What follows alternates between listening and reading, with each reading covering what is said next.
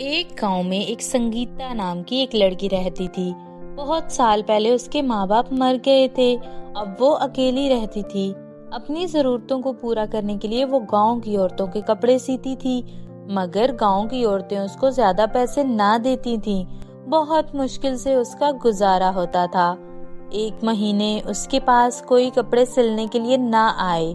संगीता के पास खाने का सामान खत्म हो गया। संगीता ने सोचा, क्यों ना मैं जंगल में जाके लकड़ियाँ इकट्ठी करूं और बेच के खाना खा लूं। ये सोचकर संगीता जंगल की तरफ चल पड़ी। जंगल में उसने लकड़ियाँ इकट्ठी करनी शुरू कर दी। लकड़ियाँ इकट्ठी करते करते उसकी नजर एक लाल रंग के खूबसूरत फूल पर पड़ी, जो कि पानी ना मिलने की वजह से मुरझा रहा था। संगीता ने उस फूल को पौधे समेत उखाड़ लिया। संगीता ने फूल का पौधा लकड़ियों के साथ रखा, लकड़ियों का गट्ठा बांधकर घर की तरफ चल पड़ी। घर जाकर उसने वो फूल अपने घर के सहन में लगा दिया, उसको पानी दिया, फिर लकड़ियां बेचने के लिए शहर चली गई। संगीता उस फूल की रोज देखभाल करती थी। देखते ही देखते वो फूल खिलने लगा और साथ और भी छोटे छोटे फूल आने लगे। एक रात संगीता अपने कमरे में सो रही थी कि अचानक उसके कमरे में तेज रोशनी हुई। रोशनी से उसकी आंख खुल गई। संगीता, संगीता, उसको आवाज सुनाई दी, मगर कोई नजर नहीं आया। ये कौन बोल रहा है? कहाँ से आवाज आ रही है? संगीता, मैं परिस्तान से आई हूँ। तुम्हारे सहन में जो फूल खिले हैं, मुझे उनकी जरूरत है। हमारी मलका बीमार है, उसके इलाज के लिए ये फूल चाहिए। क्या तुम मुझे वो फूल दे सकती हो? संगीता कहने लगी, हाँ, अगर इन फूलों से मलका ठीक हो सकती है तो ले जाओ। वो परी फूल तोड़ती है और आसमान में उड़ जाती है। वो परी रोज आती है और एक फूल ले जाती है। संगीता फूलों की पहले से भी ज्यादा देखभाल करने लगती है ताकि वो मलका परी की मदद कर सके।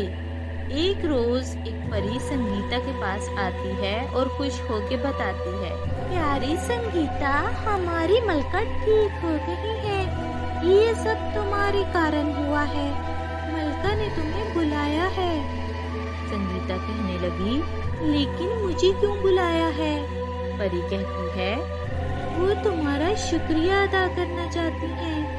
और वो परी संगीता को कहती है कि अपनी आंखें बंद करो ताकि मैं तुम्हें परिस्तान लेके जा सकूं। संगीता आंखें बंद करती है। परी अपनी छड़ी घुमाती है और एक रोशनी के साथ परी और संगीता वहां से गायब हो जाते हैं।